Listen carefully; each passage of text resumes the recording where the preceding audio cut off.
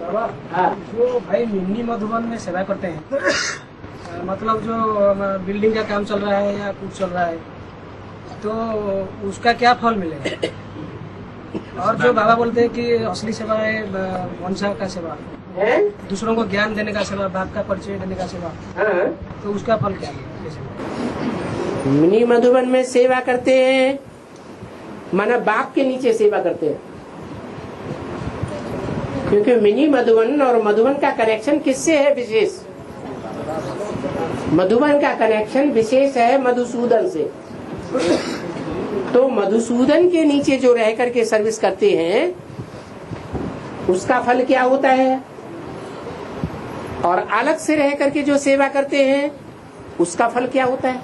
समझा जा सकता है कि मधुबन में जाके जो सेवा कर रहे हैं वो ये समझ के सेवा कर रहे हैं कि हम समर्पित होकर सेवा कर रहे हैं, और जो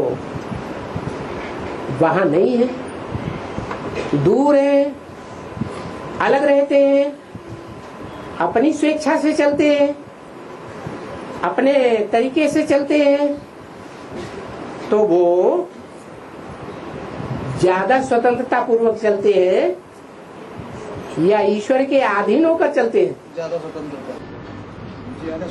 हाँ, तो ये अंतर पड़ जाता है, प्राप्ति में भी अंतर पड़ जाता है। वो सरेंडर हुए, जो सरेंडर होकर के चलते हैं वो राजघराने में आते हैं, और जो सरेंडर होकर नहीं चलते हैं वो प्रजा वर्ग में आते हैं। बाबा कहते हैं ऐसे नहीं कि प्रजा वर्ग वाले कोई नीचे है, बाबा कहते हैं 16,000 की गिनती में आने से तो अच्छा है प्रजा वर्ग में बड़े बड़े फर्स्ट क्लास साहूकार बन जाना।